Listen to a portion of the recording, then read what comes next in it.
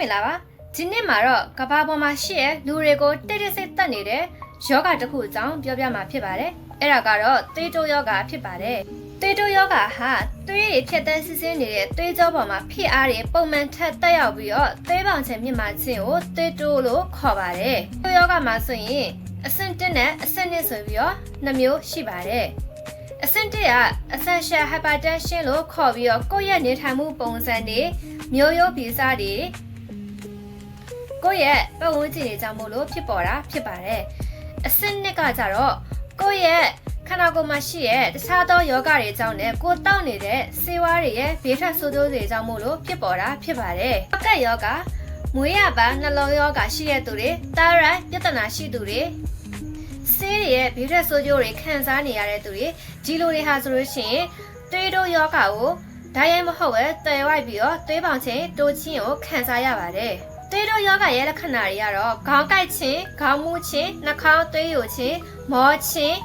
ပန်းအောက်ခြင်းအမြင့်အာရုံဝေဝါးခြင်းစီးထက်သွေးပါခြင်းတို့ဖြစ်ပါတယ်။လူတစ်ယောက်မှာတာမန်သွေးပေါင်ချိန်ပမာဏ120-80 မီလီမီတာမာကျူရီရှိသင့်ပါတယ်။သွေးပေါင်ချိန်တက်ခြင်းကို hypertension လို့ခေါ်ပြီးတော့သွေးပေါင်ချိန်ကျတာကိုကျတော့ hypotension လို့ခေါ်ပါတယ်။သွေးပေါင်ချိန်ပမာဏအပေါ်သွေး130နဲ့139ကြားအောက်သွေး80ကနေပြီးတော့89ကြားကိုပထမဆင့်သွေးပေါင်ချိန်တက်ခြင်းသွေးတိုးခြင်းလို့သတ်မှတ်ပြီးတော့သွေးပေါင်ချိန်ပမာဏအပေါ်သွေး140နဲ့အထက်အောက်သွေး90နဲ့အထက်ကိုဒုတိယဆင့်သွေးပေါင်တက်ခြင်းလို့ခေါ်ပါတယ်။သွေးပေါင်ချိန်ပမာဏအပေါ်သွေး180နဲ့အထက်အောက်သွေး120နဲ့အထက်ဆိုလို့ရှိရင်အရေးပေါ်အခြေအနေလို့သတ်မှတ်လို့ရပြီးတော့ဒီအခြေအနေမှာအချိန်မီအသက်အန္တရာယ်ရှိနိုင်တာကြောင့်မို့လို့ဆေးရုံဆေးကန်းကိုချက်ချင်းသွားပြီးတော့ဆရာဝန်နဲ့တေချာကုသမှုခံယူဖို့အတွက်အရေးကြီးပါတယ်။သွေးတိုးယောဂရှိမရှိဘလို့သိနိုင်လဲ။သွေးတိုးယောဂရှိမရှိကိုသွေးပေါင်ချိန်တိုင်းတာခြင်းအပြင်သိနိုင်ပါတယ်။သွေးတိုးယောဂရှိတဲ့သူတွေဟာဆိုလို့ရှိရင်ရှောင်ရမယ့်အစားအသောက်တွေရှိပါတယ်။အဆီဓာတ်တွေဖြစ်တဲ့ဝက်သား၊ထောပတ်၊မလိုင်း၊ပြန်ကျော်စီ၊ပြေဝါစီ၊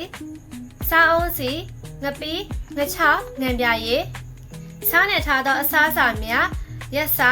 အချုံမိုးဆော်ရာနဲ့ပြုလုပ်ထားသောခောက်ဆွဲအီဂျာကွေးတို့ဖြစ်ပါတယ်။သွေးတိုးယောဂရှိတဲ့သူတွေဟာဆိုရှင်အမြင့်တက်များတဲ့အသီးရွက်တွေဖြစ်တဲ့ချင်မောင်ရွက်ကစွန်းရွက်ဟင်းနုနဲ့ကမွန်းချင်ရွက်ဗီတာမင်စီကျဝပြီးအရေးတက်များတဲ့တံမြာတီရှော့တီဇဲကောတီလိမ္မော်တီကပလာတီပန်းတီဖျဲတီစတော်ဘယ်ရီတီတို့ကိုစားရမှာဖြစ်ပါတယ်။ပိုတက်ဆီယမ်ဓာတ်ကျဲဝတဲ့အုံးရည်နဲ့ငပြောတီပိုနိုစီပါဝင်တဲ့နေကြဆေးဖယုံဆေးကွာဆေးတကြားတီလိုမျိုးအခွန်မာတဲ့အသီးတွေကအစီကိုစားသုံးရမှာဖြစ်ပါတယ်။ အိုမီဂါ3အဆီဓာတ်ပါဝင်တဲ့ငမြင်းငကျင်းသွေးရဲ့ကိုလက်စထရောချပေးနိုင်တဲ့ကြက်သွန်ဖြူကြက်သွန်နီစနွေမုံအဆီဓာတ်နဲ့ပြီးကယ်ဆီယမ်ဓာတ်ကျဲဝတဲ့နွားနို့သွေးရောဂါရှိတဲ့သူဟာဆိုရှင်သွေးပေါင်ချိန်တက်တဲ့အခါမှာအသက်အန္တရာယ်စိုးရိမ်ရတယ်လို့ပဲသွေးပေါင်ချိန်ကျရင်လည်းအသက်အန္တရာယ်စိုးရိမ်ရပါတယ်။သွေးပေါင်ချိန်ကျတဲ့ယောဂလက္ခဏာတွေကတော့မူးဝေခြင်းအမြင်အာရုံဝေဝါးခြင်းနှလုံးခုန်လုံးမြန်ခြင်းမောပန်းလွယ်ခြင်းအာယုံမစူးစိုက်နိုင်ခြင်းခြေလက်များအေးခြင်းတို့ဖြစ်ပါတယ်။သွေးရောယောဂရဲ့နောက်ဆက်တွဲကတော့နှလုံးထိခိုက်ခြင်းနှလုံးကြီးခြင်းလေဖြတ်ခြင်းကြောက်ကပ်ပျက်စီးခြင်းသွေးကြောဖောင်းခြင်းသွေးကြောများထိခိုက်ပျက်စီးခြင်းပြဿနာများအယိုး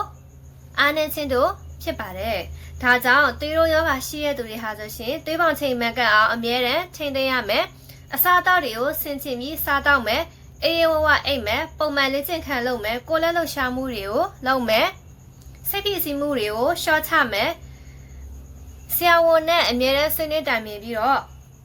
ပုံမှန်ဆေးတောက်မယ်ဆိုလို့ရှိရင်တက်တန်းဆေးနေနိုင်မှာဖြစ်ပါတယ်။အားလုံးပဲကျမကြပါစေရှင်။ကျမကတော့နော်ကျူလာပါ။ page လေးကို like and follow လေးလုပ်ပေးတာပါရှင်။နောက်ထပ် video တွေမှာပြန်လည်ပြီးဆုံတွေ့ကြပါမယ်ရှင်။